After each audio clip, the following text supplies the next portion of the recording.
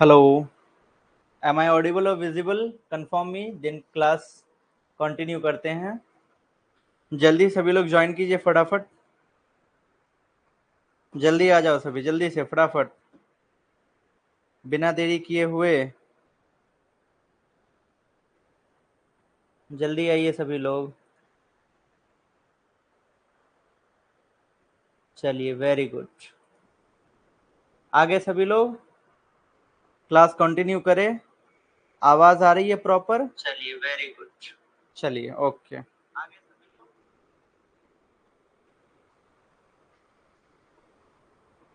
हाँ जी, चलिए। हाँ जी, प्रियंका, शिवकांत, कृपया, दीपा, रिया, वेरी गुड इवनिंग सभी को। चलिए, आज के लेक्चर में जो हम पढ़ने वाले हैं दैट इज ह्यूमन रिप्रोडक्शन।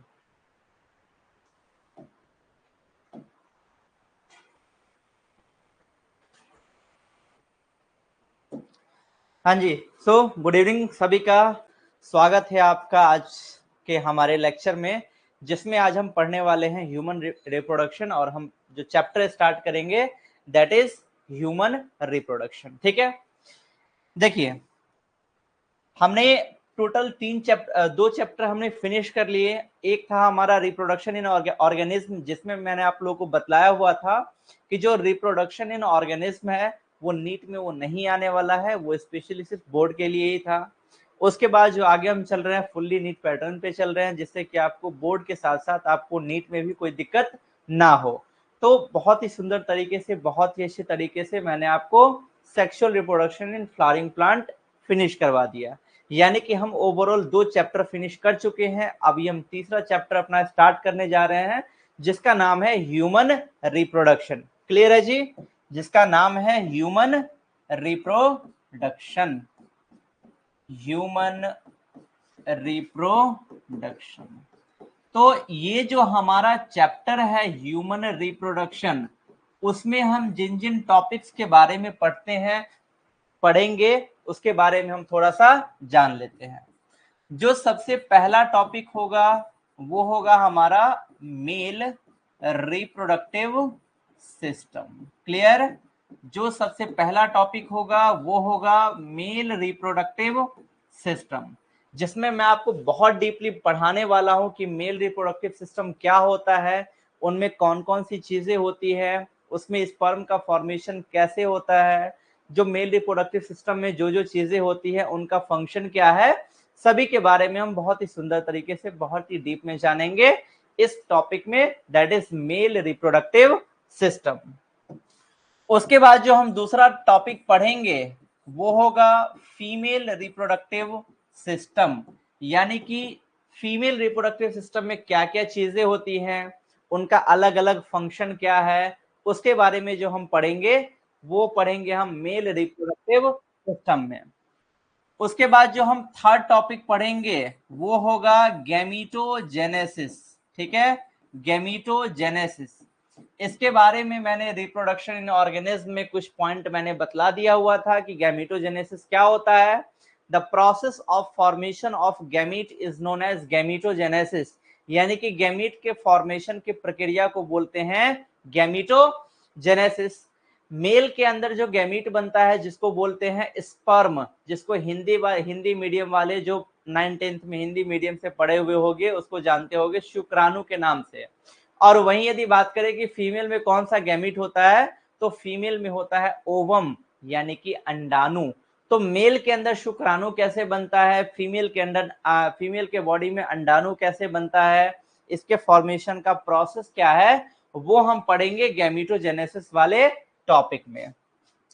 उसके बाद जो चौथा आएगा टॉपिक वो होगा मेंस्ट्रुअल साइकिल। ठीक है, देखिए, एक होता है पीरियड्स और मेंस्ट्रुअल साइकिल अलग होता है। बहुत से स्टूडेंट क्या करते हैं, फिर बहुत से लोग क्या सोचते हैं कि menstrual cycle and period they both are same, but they both are not same, they both are completely different. एक के अंदर दूसरा प्रोसेस है। तो वो क्या है, मेंस्ट्रुअल साइकिल क्या होता है, पीरियड्स क्या होते हैं, उन सब के बारे में हम पढ़ेंगे यहाँ पे, जो कि हमारा आज का जो टॉपिक होगा that is male reproductive menstrual cycle में हम वो उन टॉपिक्स को पढ़ेंगे। Ashiki very good evening, hello Varsha, Chandan very good evening, very good evening Shruti, very good evening Dishad. चलिए, तो ये 4 टॉपिक टोटल हो गए।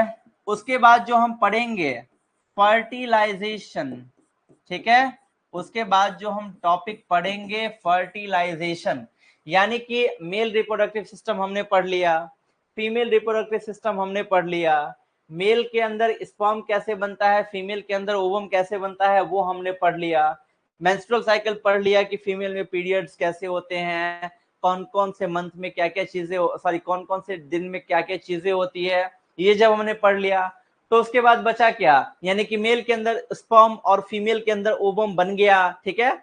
अब मेल के अंदर स्पर्म और फीमेल के अंदर जब ओवम बन गया, अब क्या होगा, दोनों के बीच फर्टिलाइजेशन होगा, तो वो हम पढ़ेंगे इस टॉपिक में।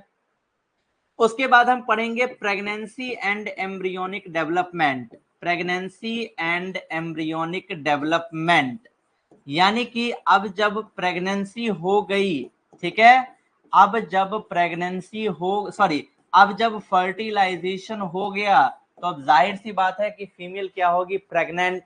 तो प्रेगनेंसी के दौरान क्या क्या चीजें होती है, बच्चे का डेवलपमेंट कैसा होता है, वो हम पढ़ेंगे इस टॉपिक में, जो कि है प्रेगनेंसी एंड एम्ब्रियोनिक डेवलपमेंट। और उसके बाद सबसे लास्ट में पढ़ेंगे पार्चुरेशन एंड लैक्टेशन। क्लियर है जी, सबसे लास्ट में पढ़ेंगे parturition and lactation. Clear, parturition मतलब डिलीवरी ऑफ बेबी, यानी कि अभी हम पढ़ रहे ह्यूमन रिप्रोडक्शन, तो ह्यूमन में कितने टाइम का प्रेगनेंसी होता है, अप्रॉक्स 9 मंथ्स का।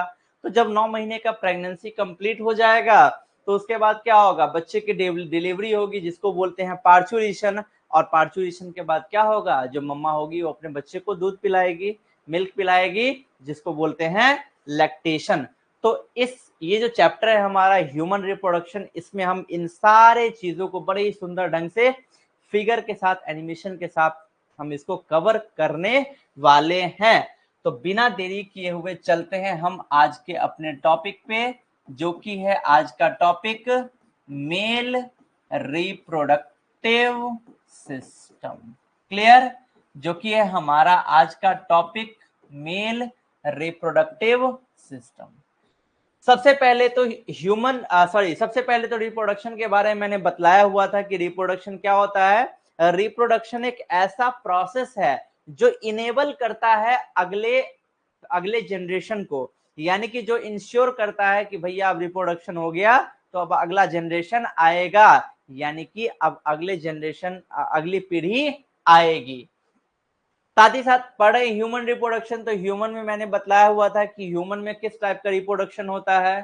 तो ह्यूमन में सेक्सुअल रिप्रोडक्शन होता है, ये चीज मैंने बतला दी हुई थी कि ह्यूमन में सेक्सुअल रिप्रोडक्शन होता है। Clear, so humans are sexually reproducing organism. Clear, humans are sexually reproducing organism. Clear, यानी कि ह्यूमन में सेक्सुअल रिप्रोडक्शन होता है। उसके बाद मैंने बतलाया हुआ था कि जो ह्यूमंस होते हैं, ह्यूमन फीमेल, वो कैसी होती है, वो होती है viviparous organism. Clear, human female जो है वो कैसी होती है, वो होती है viviparous organism. Reproduction in organism में मैंने ऑर्गेनिज्म का 3 टाइप मैंने बतलाया हुआ था। एक होता है ओविपेरस ऑर्गेनिज्म, जो कि क्या करता है, अंडे देता है। दूसरा विविपेरस ऑर्गेनिज्म, जो डायरेक्ट बच्चे को जन्म देती है, जैसे कि ह्यूमन फीमेल। और एक मैंने बतलाया हुआ था ओवो विविपेरस ऑर्गेनिज्म, यानी कि जिसके बॉडी के अंदर अंडा बनता है, लेकिन अंडा का डेवलपमेंट बॉडी के अंदर ही हो जाता है, और जब डिलीवरी होती है तो डायरेक्ट बेबी बाहर आता है, डायरेक्ट बच्चा बाहर आता है, उसको बोलते हैं ओवो विविपेरस ऑर्गेनिज्म। क्लियर, तो ह्यूमन कैसे हैं, सेक्सुअली ह्यूमन में किस टाइप का रिप्रोडक्शन होता है, सेक्सुअल रिप्रोडक्शन होता है। और साथ ही साथ ह्यूमन कैसे हैं, viviparous organism, I mean human female, क्योंकि जाहिर सी बात है मेल तो प्रेग्नेंट होगा नहीं, मेल तो बच्चे को जन्म देगा नहीं, इसीलिए ह्यूमन फीमेल कैसी होती है, विविपेरस ऑर्गेनिज्म। क्लियर, अब देखिए इसी चैप्टर में हम इसी टॉपिक में हम अभी जो पढ़ेंगे दैट इज सेक्स ऑर्गन्स के बारे में, ठीक है। तो ये जो सेक्स ऑर्गन्स होते हैं ये दो टाइप के होते हैं, याद रखिएगा। ये जो सेक्स ऑर्गन्स होते हैं ये दो टाइप के होते हैं, क्लियर। ये जो सेक्स ऑर्गन होते हैं ये दो टाइप के होते हैं। अब पूछोगे कि सर कौन कौन सा, तो एक होता है प्राइमरी सेक्स ऑर्गन और दूसरा होता है सेकेंडरी सेक्स ऑर्गन, क्लियर। एक होता है प्राइमरी सेक्स ऑर्गन और दूसरा होता है secondary sex organ. Primary sex organ में मैंने आप लोग को बतलाया हुआ था कि यदि हम बात करें मेल की, ठीक है, यदि हम बात करें मेल की तो ये होता है टेस्टीज, और यदि हम बात करें फीमेल की तो ये होता है ओवरी, ठीक है। यदि हम मेल की बात करेंगे तो होगा टेस्टिस और यदि फीमेल की बात करेंगे तो वो होगा ओवरी। वहीं यदि बात करें मेल में तो टेस्टिस के अलावा जितने ऑर्गन होंगे एक्सेप्ट टेस्टिस, टेस्टिस के अलावा जितने सेक्स ऑर्गन्स होंगे वो सारे क्या कहलाएंगे, सेकेंडरी सेक्स ऑर्गन या फिर एक्सेसरी सेक्स ऑर्गन। और वहीं फीमेल में क्या होगा, एक्सेप्ट ओवरी, यानी कि ओवरी के अलावा जितने सेक्स ऑर्गन्स होंगे उनको क्या बोलेंगे, सेकेंडरी सेक्स ऑर्गन, क्लियर। तो ये थी नॉर्मल बातें। अब चलते हैं पीपीटी पे और पीपीटी के थ्रू आपको सुंदर तरीके से डायग्राम के साथ आपको समझाते हैं मेल रिप्रोडक्टिव सिस्टम, ठीक है। तो जो आज का हमारा टॉपिक है, जो आज हम चैप्टर स्टार्ट कर रहे हैं वो है ह्यूमन रिप्रोडक्शन, क्लियर, वो है ह्यूमन रिप्रोडक्शन। अभी अभी मैंने आप लोगों को बतलाया, अभी अभी ही मैंने आप लोगों को एक बात बतलाई, वो ये बात थी कि रिप्रोडक्शन के बारे में मैंने बतलाया कि रिप्रोडक्शन क्या है। रिप्रोडक्शन एक ऐसा प्रोसेस है जिसके द्वारा कोई जीव प्रोडक्शन करता है न्यू वंस, यानी कि नए बच्चे का प्रोडक्शन करता है, नए बच्चे को जन्म देता है, उसको क्या बोलते हैं, रिप्रोडक्शन। और ह्यूमन जो होते हैं ह्यूमन सेक्सुअली रिप्रोड्यूसिंग ऑर्गेनिज्म होते हैं, यानी कि ह्यूमन में सेक्सुअल रिप्रोडक्शन होता है और साथ ही साथ ह्यूमन फीमेल जो होती है वो विविपेरस ऑर्गेनिज्म होती है।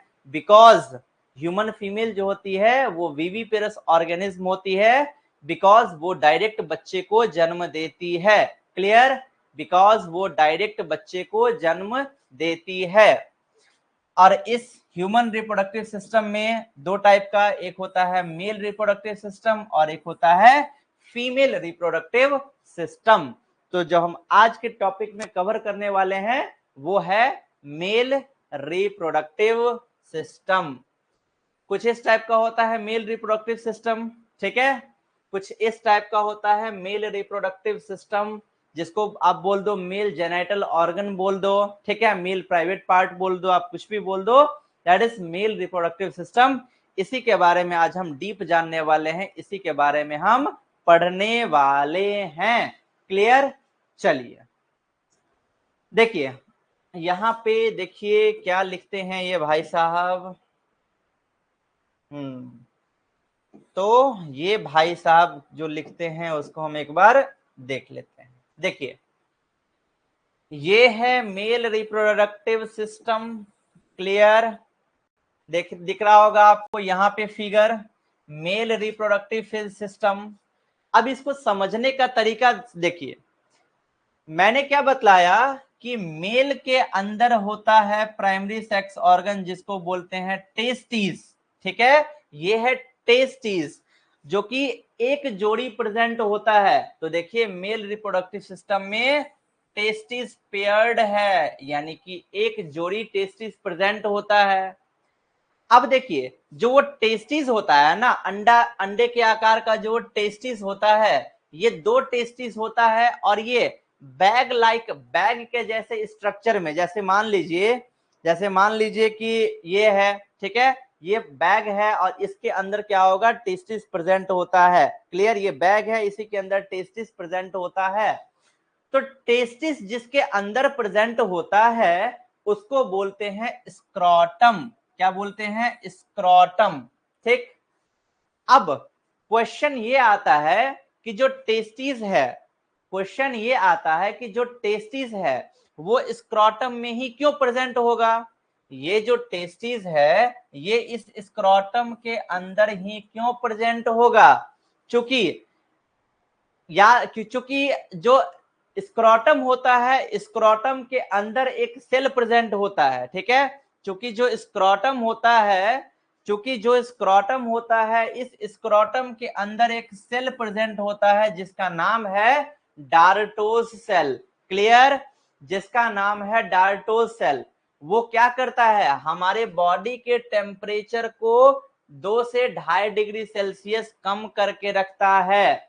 जैसे हमारे बॉडी का नॉर्मल टेम्परेचर कितना होता है, अप्रॉक्स 37 डिग्री सेल्सियस। ठीक है, हमारे बॉडी का नॉर्मल टेम्परेचर होता है 37 डिग्री सेल्सियस।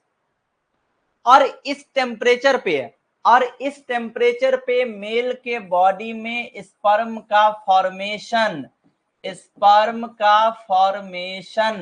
पॉसिबल नहीं है।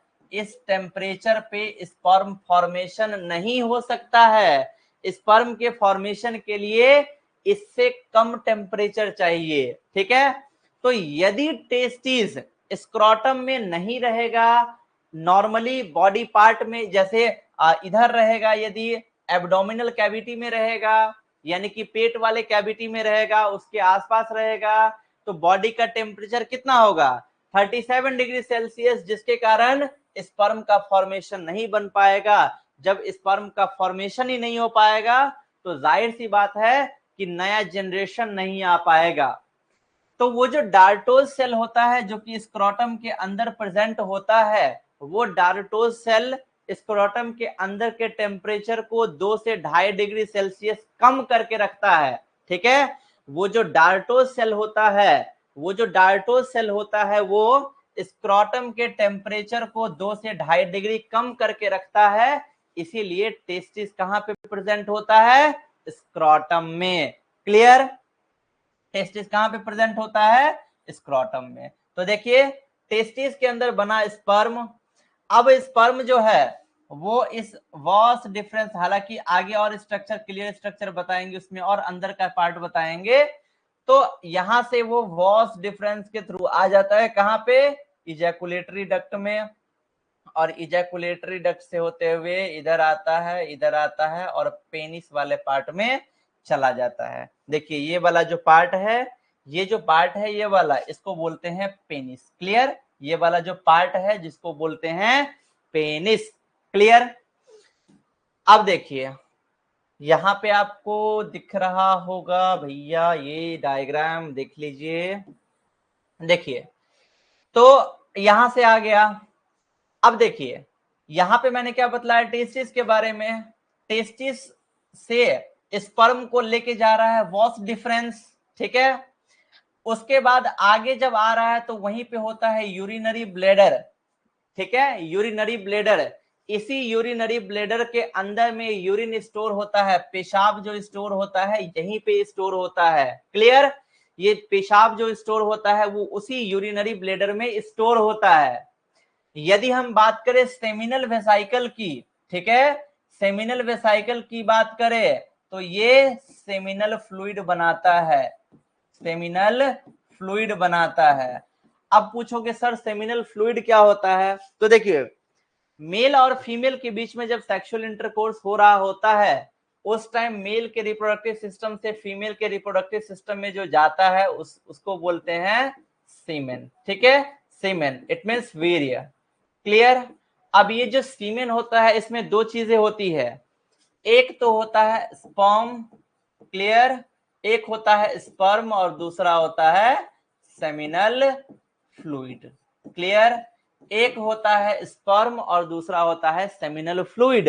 तो स्पर्म तो यहां से टेस्टिस से आ रहा है, लेकिन सेमिनल फ्लूइड कौन बनाता है, सेमिनल वेसाइकल। क्लियर, उसके बाद इधर से आया स्पर्म और सेमिनल वेसाइकल ने बनाया सीमेन। अब उन दोनों ने सेमिनल वेसाइकल से ने बनाया सेमिनल फ्लूइड और स्पर्म और सेमिनल फ्लूइड ने मिलकर के बना दिया सीमेन। अब वो जो सीमेन होता है, अब उस सीमेन को व्हाइटनेस, उजलापन प्रदान करता है कौन? यही प्रोस्टेट ग्लैंड उसको उजलापन प्रदान करता है। साथ ही साथ उसमें जो हल्की सी गंध होती है वो भी इसी प्रोस्टेट ग्लैंड के कारण होता है।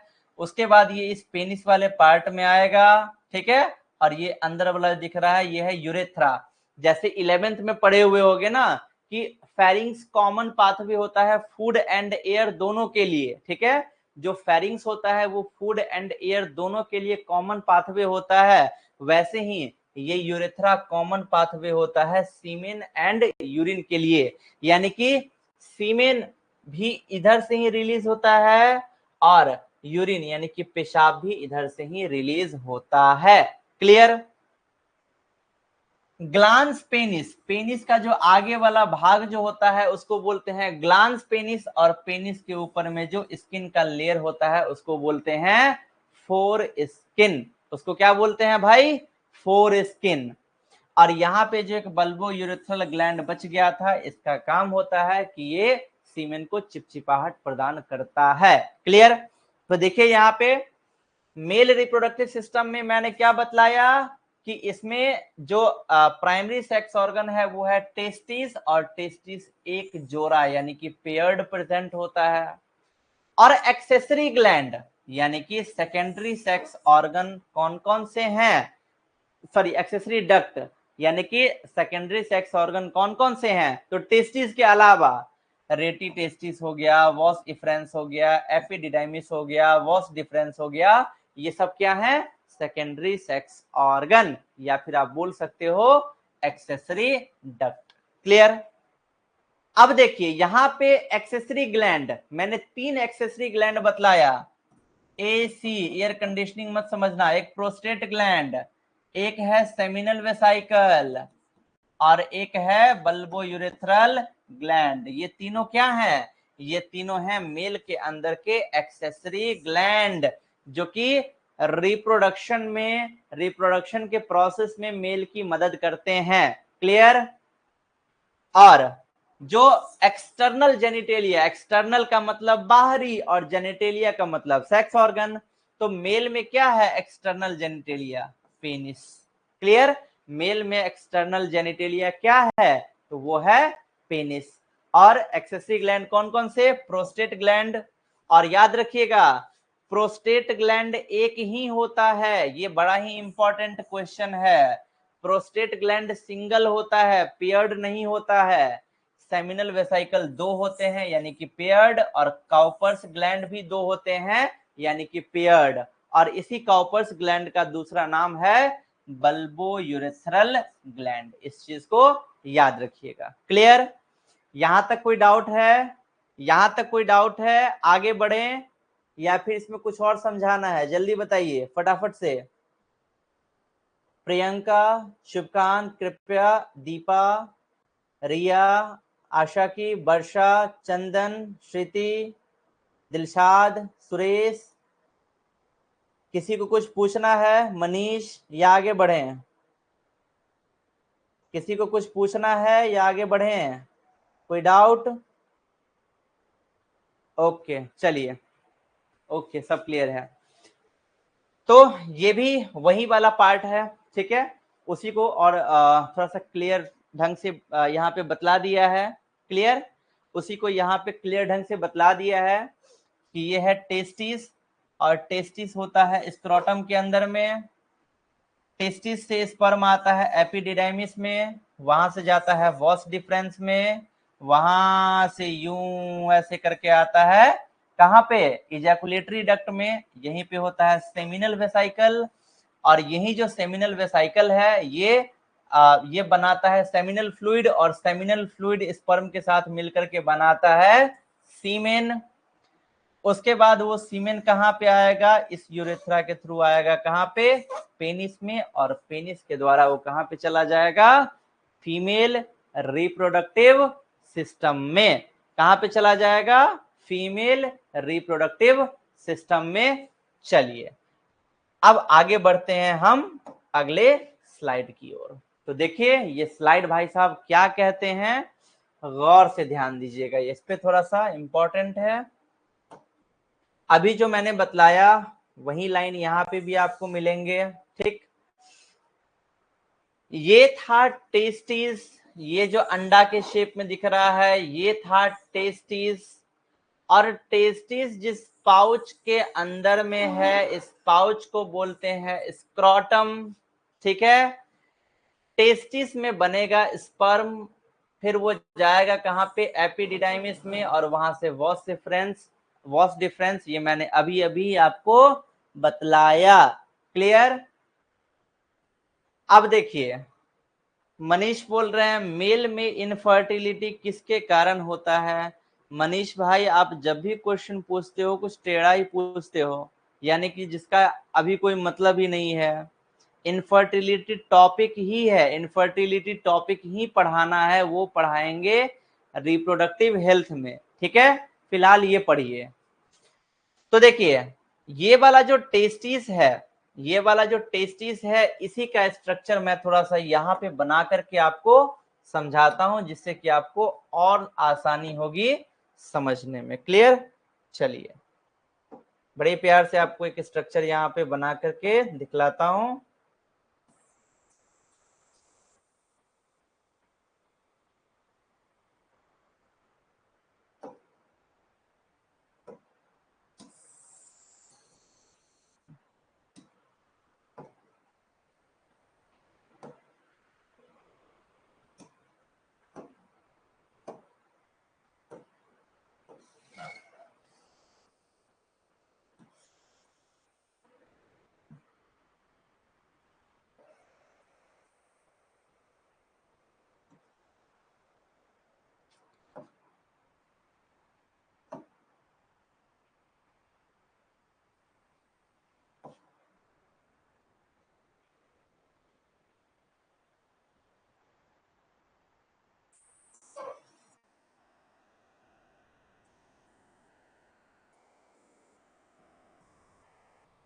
ये है टेस्टिस का डायग्राम।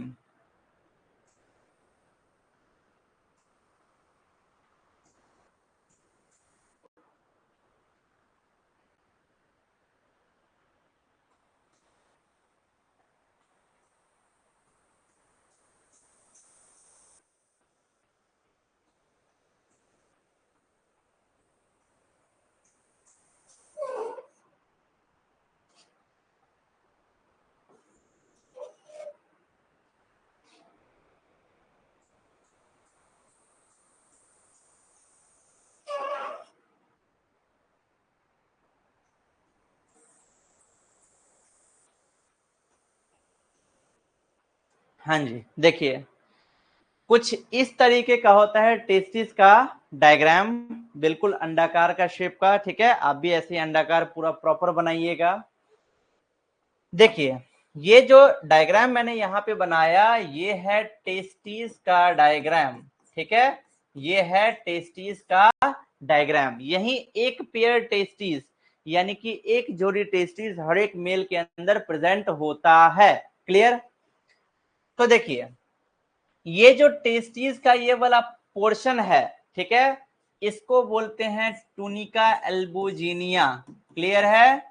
इसको बोलते हैं टूनिका एल्बुजिनिया, और इसको बोलते हैं टूनिका वेजिनाइलिस। क्लियर है जी। इसको बोलते हैं टूनिका वेजिनाइलिस, ठीक।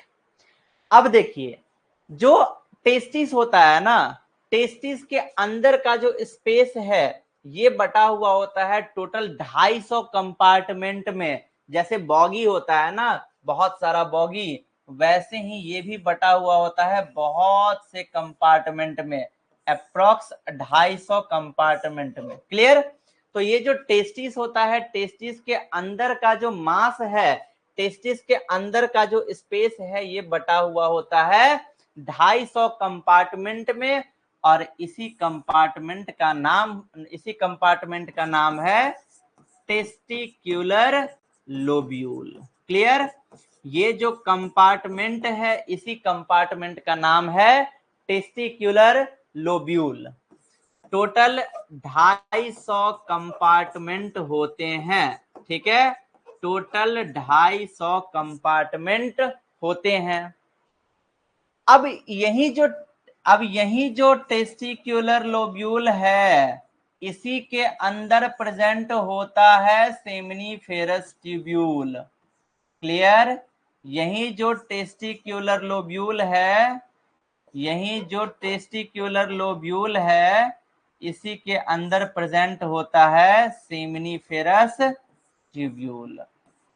यही जो टेस्टिक्युलर लोब्यूल है, इसी के अंदर प्रेजेंट होता है सेमिनिफेरस ट्यूब्यूल। और इसके अंदर जो ये वाला जो आपको दिख रहा है घुमा हुआ पोर्शन, इसी को बोलते हैं सेमिनिफेरस ट्यूब्यूल। ठीक है, ये क्या है? ये है सेमिनिफेरस ट्यूब्यूल। ठीक है, और ये सेमिनिफेरस ट्यूब्यूल कितना होता है? तो 2 से 3 पर टेस्टिक्युलर लोब्यूल, यानी कि एक टेस्टिक्युलर लोब्यूल के अंदर 2 से 3 सेमिनिफेरस ट्यूब्यूल प्रेजेंट होते हैं, और इसी सेमिनिफेरस ट्यूब्यूल के अंदर बनता है स्पर्म। तो यहीं से याद रखने का तरीका देखिए, स्पर्म पाथवे नीट का PYQ है, पूछा हुआ क्वेश्चन है, आगे भी पूछ सकता है। स्पर्म बना कहां पे भैया? तो स्पर्म बना सेमिनिफेरस ट्यूब्यूल में। कहां पे बना स्पर्म? स्पर्म बना सेमिनिफेरस ट्यूब्यूल में। क्लियर है जी? अब देखिए, अब स्पर्म बन गया सेमिनिफेरस ट्यूब्यूल में, अब क्या होगा? जो घुमा हुआ पोर्शन है उसको बोलते हैं सेमिनिफेरस ट्यूब्यूल, लेकिन वही जो आपको आगे में दिख रहा होगा, जो आगे चल करके वो स्ट्रेट हो जा रहा है, इसका नाम है ट्यूब्यूलर रेक्टाई। क्या नाम है इसका? Tubular recti. ठीक है, ये जो है इसका नाम है ट्यूब्यूलर रेक्टाई। तो अब वो स्पर्म कहां पे आएगा? यहां से, इसके बाद वो आएगा ट्यूब्यूलर रेक्टाई में। क्लियर? अब जब ट्यूबुलर रेक्टाई में आ गया, अब वो आएगा इस वाले पोर्शन में। ठीक है, और इसी का नाम है रेटी टेस्टिस। क्या नाम है भाई? रेटी टेस्टिस। तो अब स्पर्म कहां पे आया? अब स्पर्म आएगा रेटी टेस्टिस में। क्लियर? अब स्पर्म आएगा रेटी टेस्टिस में। स्पर्म बना कहां पे? सेमिनिफेरस ट्यूब्यूल में। वहां से कहां आया? ट्यूबुलर रेक्टाई में। और वहां से कहां आया? रेटी टेस्टिस में। अब देखिए इस वाले डायग्राम में, रेटी टेस्टिस के बाद यहां पे बहुत सारे ऐसे स्ट्रक्चर आपको दिखाई देंगे, और इसी स्ट्रक्चर को बोलते हैं वॉस डिफरेंस। क्लियर? इसी स्ट्रक्चर को बोलते हैं वॉस डिफरेंस। तो अब स्पर्म कहां पे जाएगा? अब स्पर्म जाएगा वॉस डिफरेंस में। तो स्पर्म चला गया वॉस डिफरेंस में। क्लियर है यहां तक? यहां तक क्लियर है? आगे बढ़ें, चलिए।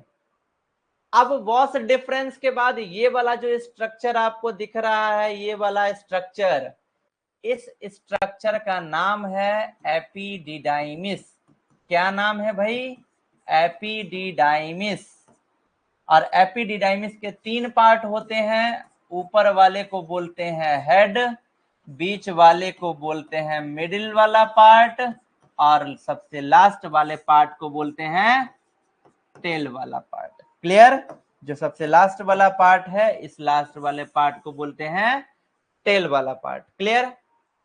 तो अब ये कहां पे आएगा? वॉस डिफरेंस के बाद ये आएगा एपिडिडाइमिस में। ठीक है भैया, एपिडिडाइमिस में आ गया। अब देखिए, एपिडिडाइमिस के बाद वो कहां पे जाएगा? जो ये वाला पोर्शन आपको दिख रहा है ऊपर जाता हुआ, that is was deferens. Clear? तो अब ये जाएगा कहां पे? अब ये जाएगा वॉस डिफरेंस में। और ये था टेस्टिस का इंटरनल स्ट्रक्चर, ठीक है, जिसमें कि स्पर्म बनता है सेमिनिफेरस ट्यूब्यूल में, वहां के बाद वो जाएगा ट्यूबुलर रेक्टाई में, ट्यूबुलर रेक्टाई के बाद वो जाएगा रेटी टेस्टिस में, रेटी टेस्टिस के बाद जाएगा वॉस डिफरेंस में, और वॉस डिफरेंस के बाद जाएगा एपिडिडाइमिस में, और उसके बाद जाएगा वॉस इफरेंस में। ये था टेस्टिस के अंदर वाला पार्ट। अब वॉस इफरेंस के बाद वो कहां पे जाएगा भैया, तो वो जाएगा इजैकुलेटरी डक्ट में।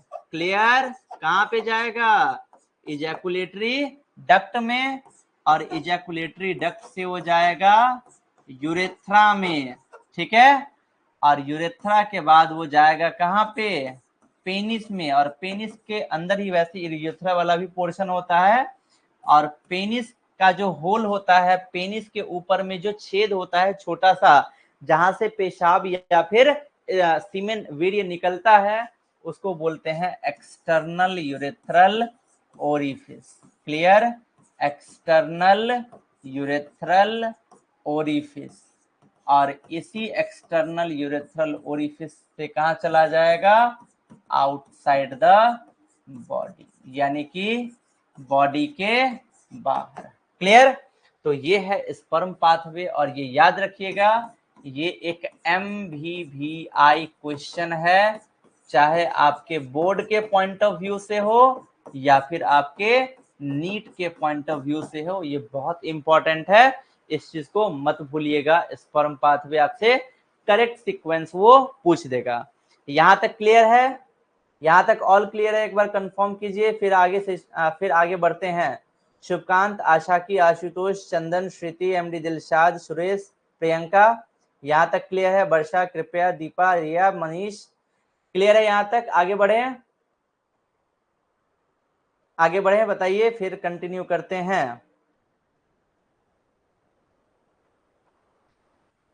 सबसे पहले वॉस इफरेंस में जाएगा या वॉस डिफरेंस में, सबसे पहले जाएगा वॉस डिफरेंस में, उसके बाद आएगा वॉस इफरेंस में, ठीक है, नहीं जी, सबसे पहले वो जाएगा वॉस डिफरेंस में, उसके बाद वॉस इफरेंस में। देखिए यहाँ पे क्लियर कट स्ट्रक्चर भी है, आप रॉन्ग, आपसे मिस्टेक हो गया होगा, देखिए यहाँ पे, देखिए ये रहा, यहां से निकल रहा है और ये जा रहा है वॉस डिफरेंस में, ठीक है, यहाँ पे टेस्टी से निकल कर जा रहा है वॉस डिफरेंस में। एक मिनट, सॉरी, एक minute, vas deferens, just minute, एक मिनट,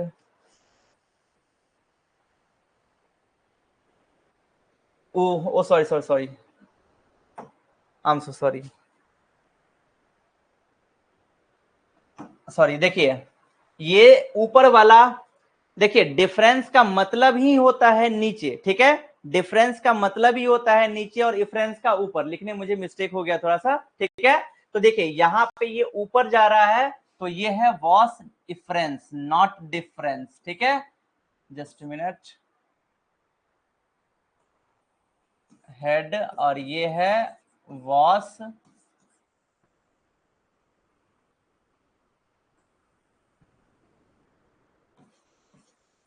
ये है vas deferens, I am so sorry, यहाँ पे होगा वॉस इफरेंस और यहाँ पे होगा वॉस डिफरेंस।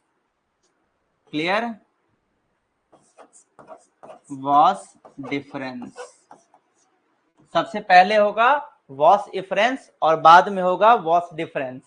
तो स्पर्म बना कहाँ पे, बना वो सेमिनिफेरस ट्यूब्यूल में, उसके बाद वो गया कहाँ पे, वो गया यहाँ पे ट्यूबुलर रेक्टाई में, ट्यूबुलर रेक्टाई के बाद वो आया रेटी टेस्टिस में, रेटी टेस्टिस से ऊपर की ओर जा रहा है, तो इफरेंस का मतलब ही होता है ऊपर, तो वो आएगा वॉस इफरेंस में, और वॉस इफरेंस के बाद वो आएगा एपिडिडाइमिस में, और एपिडिडाइमिस के बाद चूंकि वो नीचे की ओर आ रहा है तो वो जाएगा वॉस डिफरेंस में, ये चीज याद रखिएगा, ठीक है, यहाँ पे भी इसको कर देता हूं, ठीक है, ये हुआ वॉस इफरेंस और डिफरेंस, ठीक है, तो ये रहा स्पर्म पाथवे।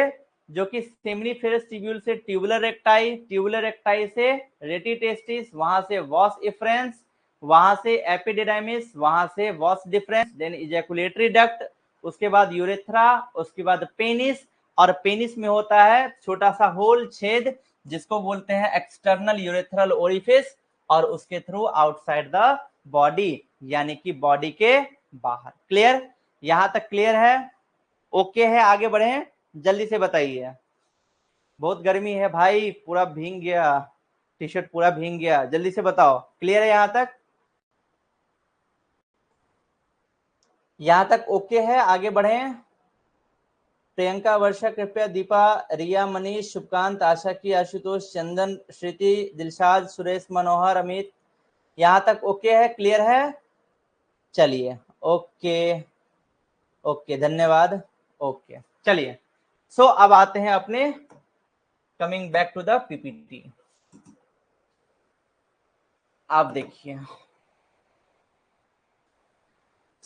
यहाँ पे मैंने टेस्टिस का डायग्राम वहां पे और अच्छे से डीप में बना दिया, तो वहां से आप लोग डायग्राम वो वाला बनाइएगा। क्लियर? यदि नहीं बनाए होगे तो यहाँ पे लाइन क्या कह रहा है? प्राइमरी सेक्स ऑर्गन जो होता है वो स्पर्म या स्पर्म और टेस्टोस्टेरोन हार्मोन को प्रोड्यूस करता है। स्पर्म का मतलब तो पता ही है, शुक्राणु, और ये जो टेस्टोस्टेरोन है ये एक हार्मोन होता है जिसके कारण मेल के अंदर मेल कैरेक्टर का डेवलपमेंट होता है, जैसे आवाज का भारी होना, ठीक है, और शरीर के विभिन्न पार्टों पे बालों का आना, ठीक है, ये सब टेस्टोस्टेरोन हार्मोन के कारण ही होता है।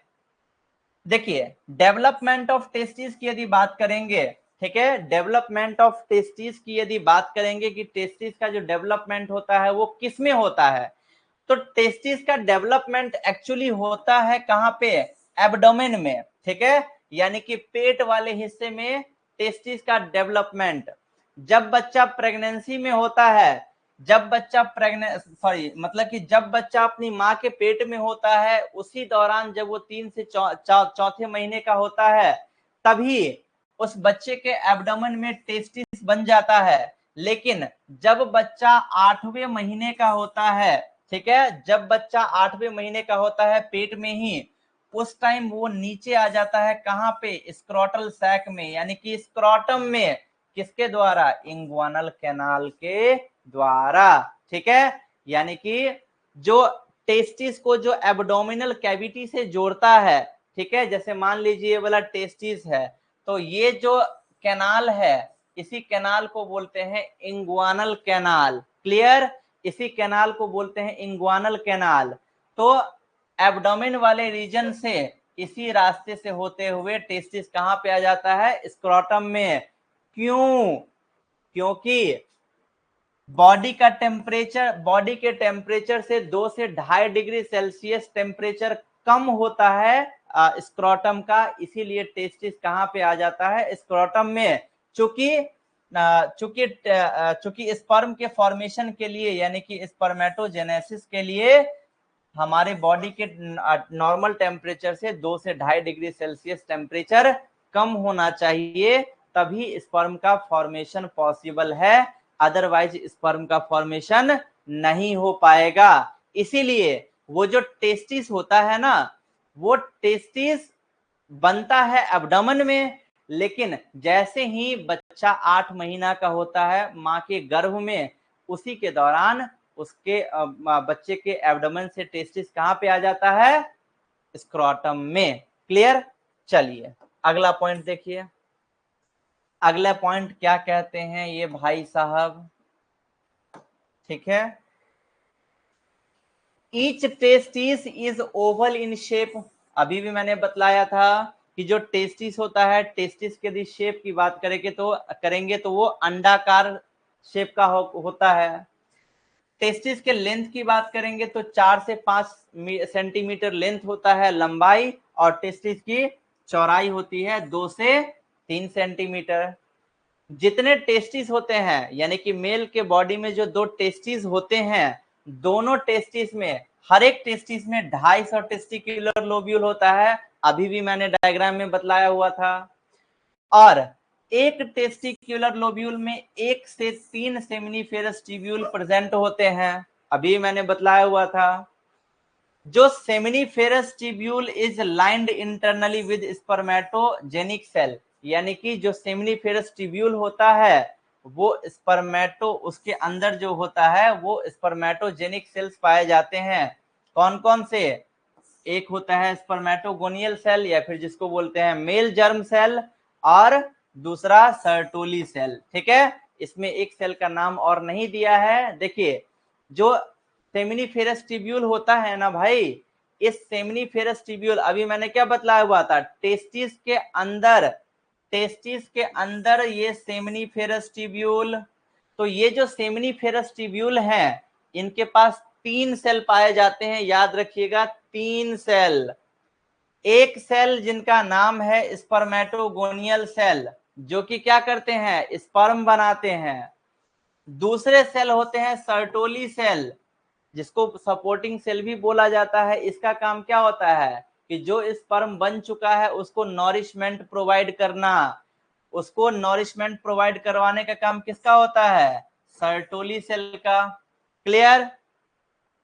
उसके बाद एक और सेल इसमें प्रेजेंट होता है जिसको बोलते हैं इंटरस्टिशियल सेल। ठीक है, इंटरस्टिशियल सेल, या फिर इसी का दूसरा नाम है लेडिग सेल। ठीक है, अब ये जो इंटरस्टिशियल सेल है यानी कि ये जो लेडिग सेल है, ये क्या करता है, ये बनाता है टेस्टोस्टेरोन हार्मोन, जो कि मेल के अंदर मेल कैरेक्टर को डेवलप करता है। दैट इज इंटरस्टिशियल सेल और लेडिग सेल। क्लियर? अब देखिए, जो सर्टोली सेल होते हैं वो शेप देते हैं और साथ ही साथ नॉरिशमेंट देते हैं स्पर्मेटोगोनिया यानी कि स्पर्म को। ठीक है, देखिए ये दिख रहा होगा आपको सेमिनिफेरस ट्यूब्यूल का डायग्राम, वहां पे आपके एनसीईआरटी के बुक में भी होगा ये वाला डायग्राम। उसी को यहाँ पे क्लियर डायग्राम देकर के यहाँ पे बनाया हुआ है, यहाँ पे देखिए। ठीक है, देखिए यहाँ पे ये है सेमिनिफेरस ट्यूब्यूल का डायग्राम।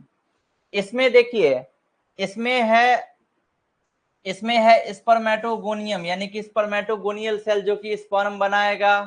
क्लियर? बीच में जो खाली स्पेस होता है इसको बोलते हैं ल्यूमेन। अब इसी के अंदर बना क्या, स्पर्मेटोजोआ, जिसको शॉर्ट में बोलते हैं, जिसको शॉर्ट में आप स्पर्म भी बोल सकते हो। स्पर्मेटिड और डिवाइडिंग स्पर्मेटोसाइट आपको आगे बतलाएंगे। ठीक है, जो स्पर्मेटिड होता है वो होता है स्पर्मेटोजोआ से पहले का नाम, पहले का स्ट्रक्चर। ठीक है, ओके प्रियंका, ओके। तो ये जो बीच में जो अंदर का खाली स्पेस है दैट इज ल्यूमेन। ठीक है, और आगे पढ़ाएंगे कि जो स्पर्मेटोगोनियल सेल मैंने बतलाया ना आपको कि स्पर्मेटोगोनियल सेल, ये स्पर्मेटोगोनियल सेल के बाद बनता है प्राइमरी स्पर्मेटोसाइट, उसके बाद बनता है सेकेंडरी स्पर्मेटोसाइट, उसके बाद बनता है स्पर्मेटिड। ठीक है, इसके बाद बनता है स्पर्मेटिड, और सबसे लास्ट में बनता है स्पर्मेटोजोआ। स्पर्मेटोजोआ, और इसी स्पर्मेटोजोआ को बोलते हैं स्पर्म। क्लियर? इसी स्पर्मेटोजोआ को बोलते हैं स्पर्म। ठीक है जी, इसी स्पर्मेटोजोआ को बोलते हैं स्पर्म।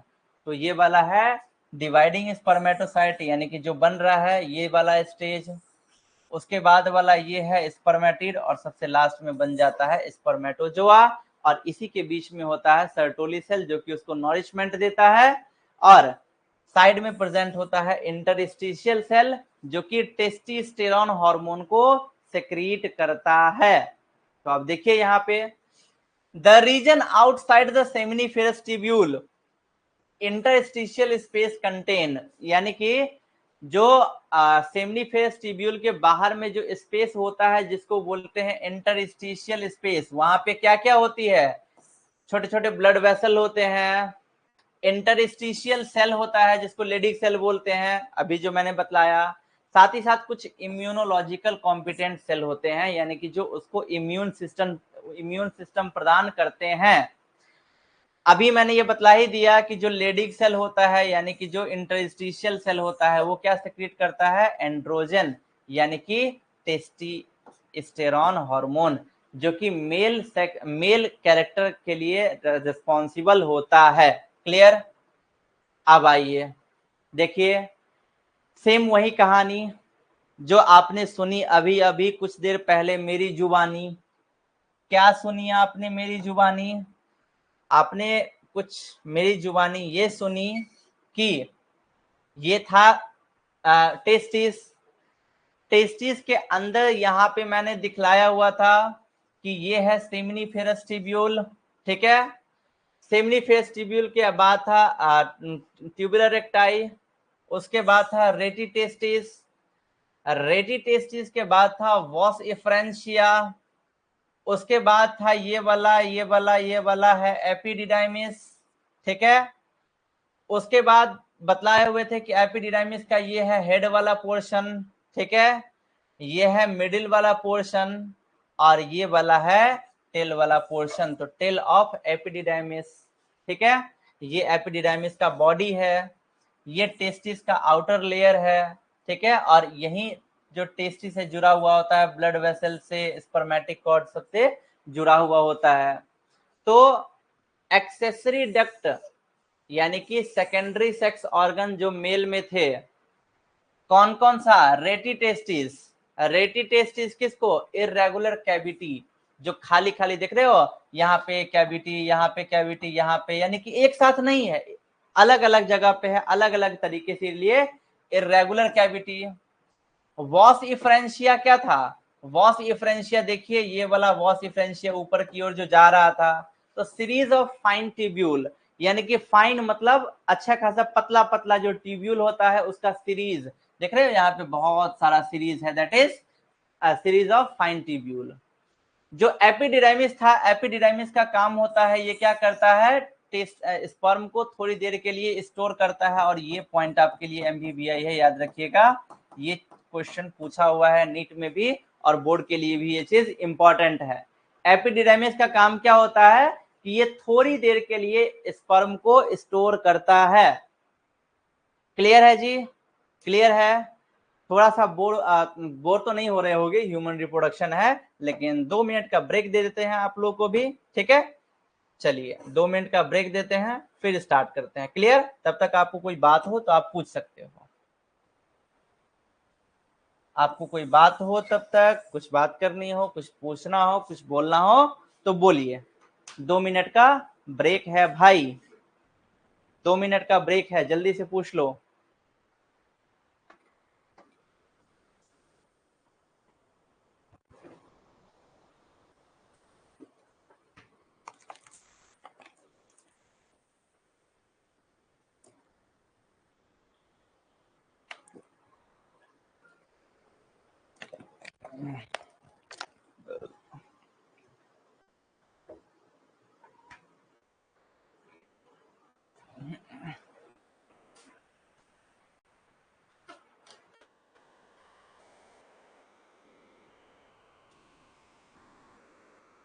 अच्छा, किसी को कुछ नहीं पूछना, चलिए बहुत बढ़िया।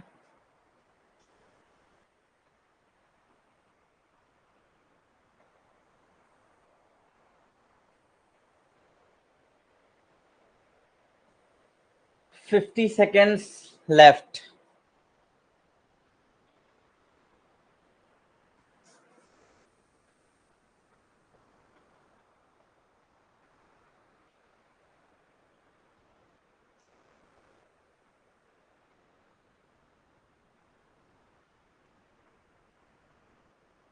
Thirty seconds left.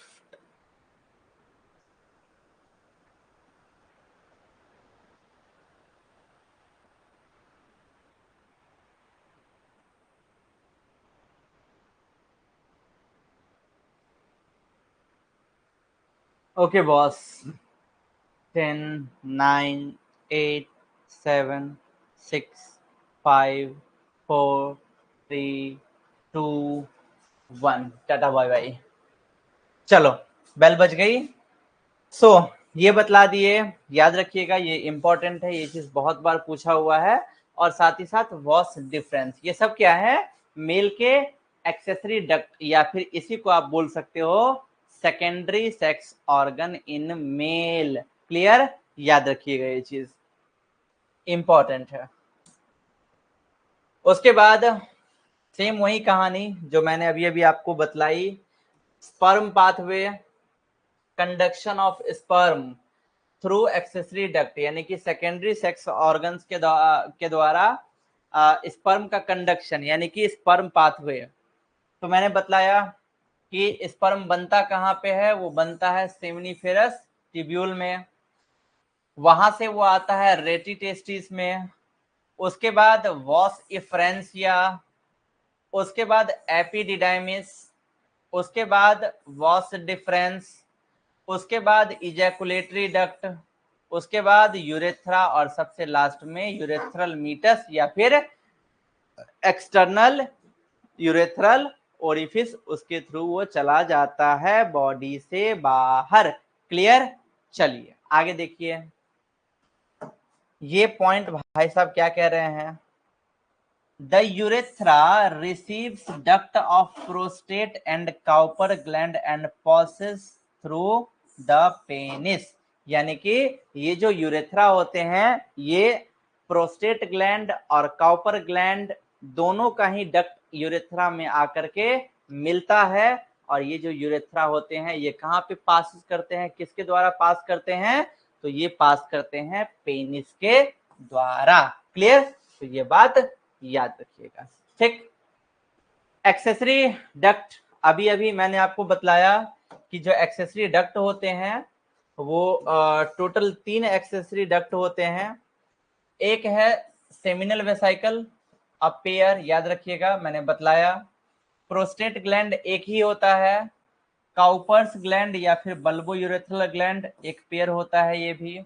ठीक है, जो देयर कलेक्टिव सेक्रीशन, यानी कि जो सेमिनल वेसाइकल जो सेक्रीट करता है वो होता है सेमिनल प्लाज्मा या फिर सेमिनल फ्लूइड।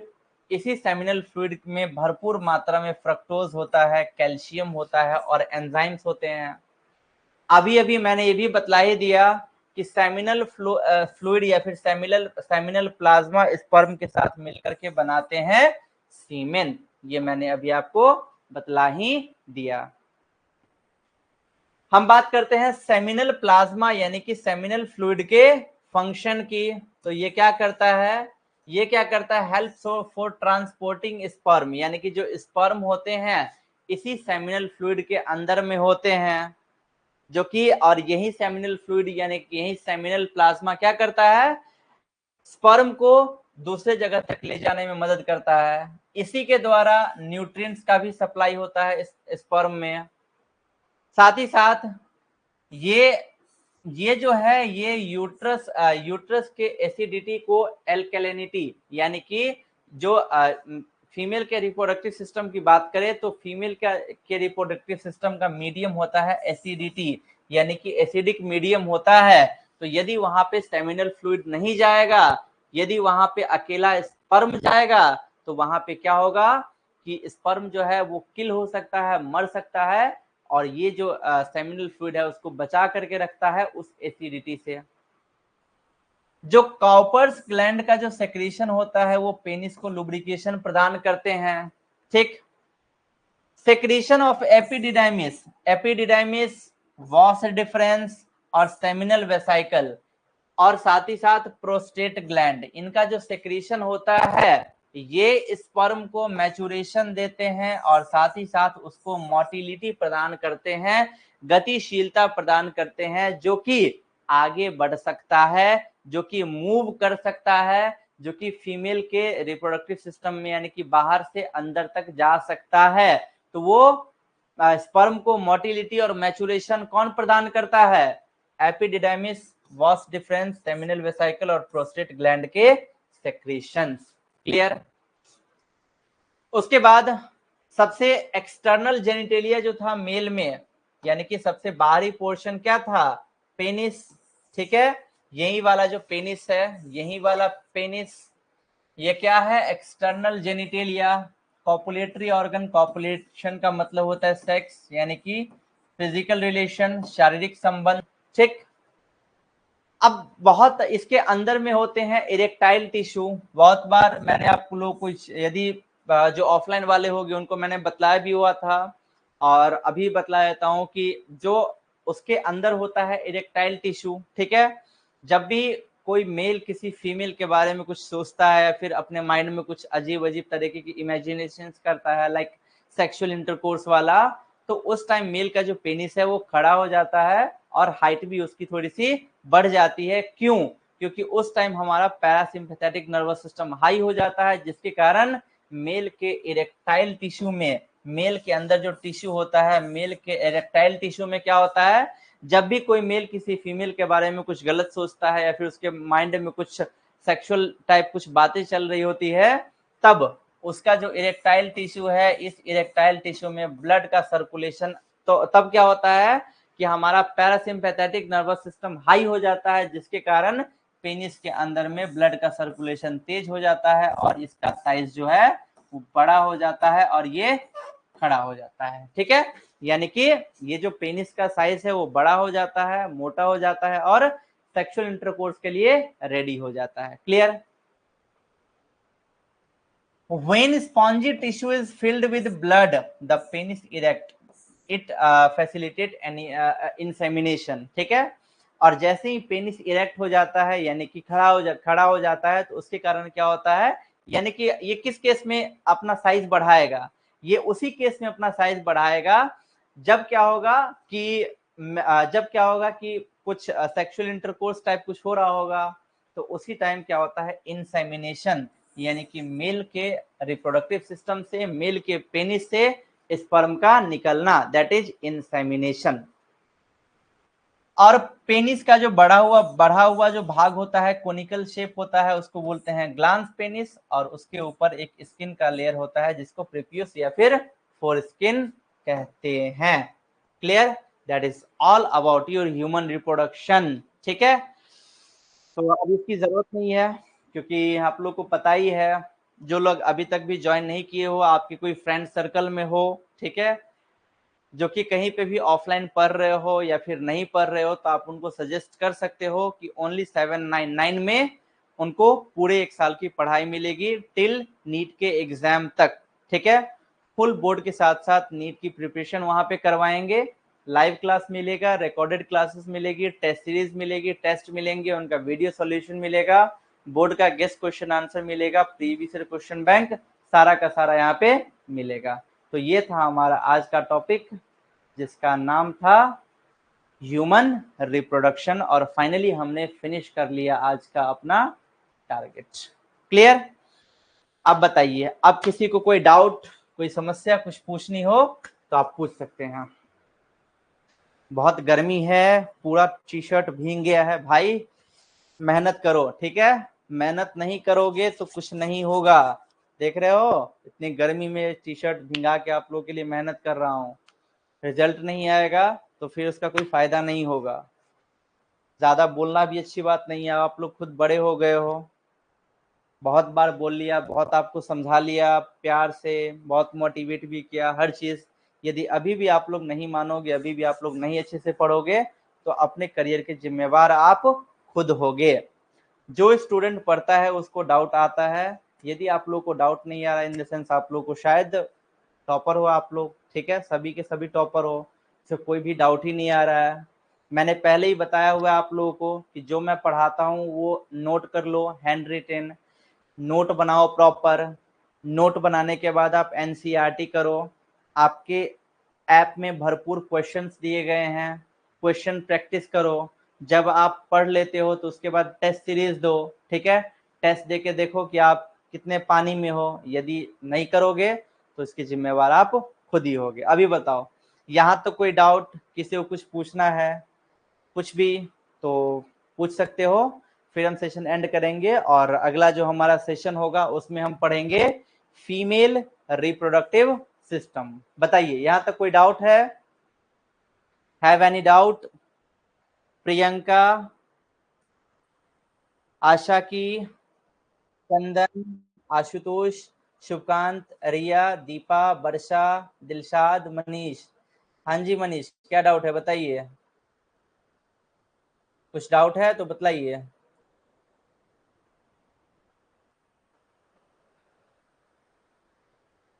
ओके, प्रियंका बोले सर एक बार क्रिप्टोकाइनेटम बतलाइए। ठीक है, देखिए एक कंडीशन होता है क्रिप्टोकाइनेटम, ठीक है, एक कंडीशन होता है क्रिप्टोकाइनेटम, या फिर इसी को बोलते हैं क्रिप्टोर्किडिज्म। बहुत बार क्या होता है, जो अभी जो मनीष जो एक क्वेश्चन पूछ रहा था कि इनफर्टिलिटी का कॉज, तो उसको मैंने बतलाया कि रिप्रोडक्टिव हेल्थ में बतलाएंगे, बिकॉज रिप्रोडक्टिव हेल्थ में ही एक टॉपिक आएगा इनफर्टिलिटी, तो वहां पे बहुत सारा उसका कॉज पढ़ाना है, वो पढ़ाएंगे, फिर आपको और बेटर ढंग से समझ में आएगा। देखिए एक होता है क्रिप्टोकाइनेटम, इसी चैप्टर का पॉइंट है, तो इसको थोड़ा देख लीजिएगा।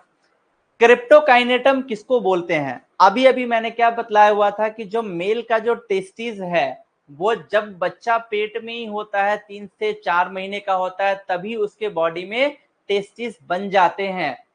बट चूंकि हमारे बॉडी के नॉर्मल बॉडी के टेम्परेचर पे टेस्टिस का स्पर्म का फॉर्मेशन पॉसिबल नहीं है, इसीलिए वो जो टेस्टिस है वो कहाँ पे आ जाता है, वो आ जाता है आपके स्क्रोटम में, ठीक है।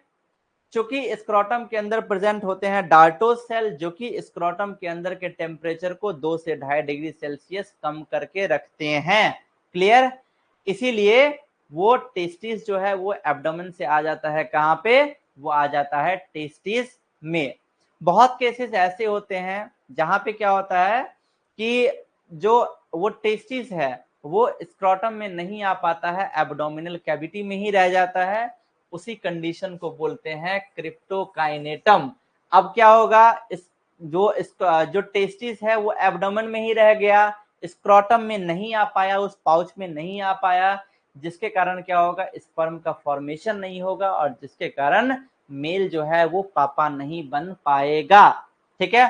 सर्जरी के द्वारा जब टेस्टिस यहाँ पे आ जाएगा स्क्रोटम में, तब वो बाप बन सकता है, बट उसके बिना वो पिता नहीं बन सकता है, इसी कंडीशन को बोलते हैं क्रिप्टोकाइनेटम, ठीक है। और एक होता है हर्निया, जिसमें अभी मैंने क्या बतलाया कि जो टेस्टिस होता है वो टेस्टिस, हर्निया बहुत बार सुने होंगे, हर्निया का ऑपरेशन होता है, तो बहुत बार सुने होंगे हर्निया।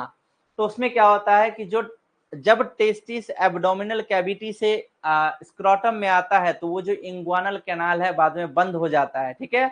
लेकिन यदि वो इंग्वानल कैनाल हल्का खुला ही रह गया, तो एब्डोमेन में क्या है, इंटेस्टाइन वाला पार्ट, तो इंटेस्टाइन वाला पार्ट क्या होता है, टेस्टिस स्क्रोटम में आना शुरू करता है, यानी कि स्क्रोटम की ओर बढ़ता रहता है, जिसके कारण मेल को दर्द होता है, और दर्द होगा तो वो फिर डॉक्टर के पास जाएगा, और डॉक्टर सजेशन देंगे कि आपको ऑपरेशन करवाना पड़ेगा, that is known as hernia, clear. और कोई डाउट है, और कोई डाउट है तो आगे सेशन एंड करें, कोई डाउट है तो पूछ लीजिए। दिलशाद, नहीं है कोई डाउट तो हम सेशन एंड करें। अगला जो हमारा सेशन होगा उसमें हम पढ़ेंगे फीमेल रिप्रोडक्टिव सिस्टम के बारे में, ठीक है। चलिए, सो गुड नाइट, शुभ रात्रि, मिलते हैं कल अपने नए अगले क्लास में, अपने नए अंदाज में, नए हुनर के साथ, और एंजॉय करते हैं, पढ़ते पढ़ते एंजॉय करते हैं, फिर लाइफ के मजे लेते हैं, ठीक है, और अच्छा रैंक लाते हैं, अच्छा मार्क्स लाते हैं। चलिए, गुड नाइट, शुभ रात्रि, बाय बाय।